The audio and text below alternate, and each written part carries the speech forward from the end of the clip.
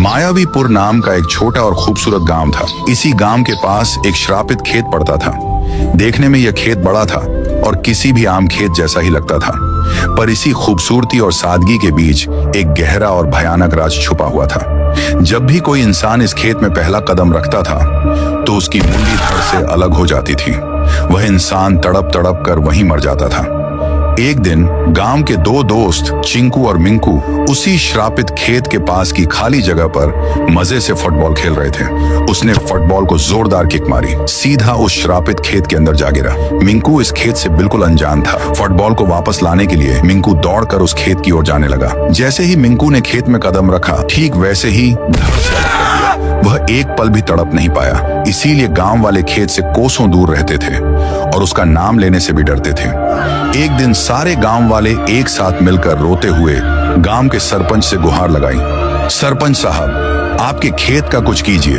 रोजाना यहाँ कोई ना कोई घूमने वाला या कोई नया इंसान उस खेत में जाता है और पल भर में उसकी मुंडी धड़ से अलग हो जाती है। कुछ कीजिए, हमारे गांव का नाम मिट्टी में मिल रहा है। अगर ऐसा ही चलता रहा तो अगली बार आपको सरपंच नहीं बनाएंगे। ये धमकी और गांव वालों का दर्द सुनकर सरपंच टेंशन में आ गया। रात के करीब 1 बजे सरपंच गांव के जाने माने और महान तंत्र ज्ञान वाले बाबा गगननाथ के पास पहुंचा और रोते हुए बाबा से मदद मांगने लगा। गुरुजी, आप महान हो। आप सब तंत्र विद्या वगैरह सब जानते हो। बस मेरी समस्या का समाधान निकालो।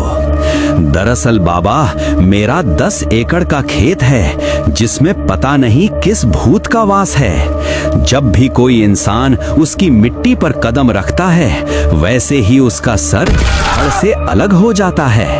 रोजाना 2-3 लोग अनजाने में मर जाया करते हैं। आप ही कुछ कीजिए। बाबा गगननाथ बोले, बालक, यह कोई साधारण भूत का वास नहीं है।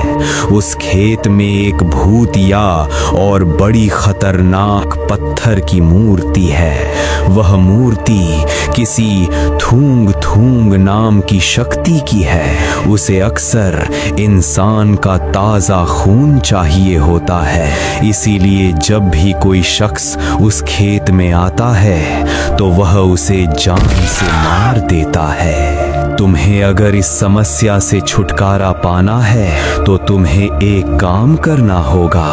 अमावस्या की रात को तुम्हें उस मूर्ति को वहां से उठाकर अपने घर के किसी तहखाने में रखना होगा और फिर रोज उसकी पूजा करनी होगी। उसकी पूजा करने से तुम्हारी किस्मत बदल जाएगी।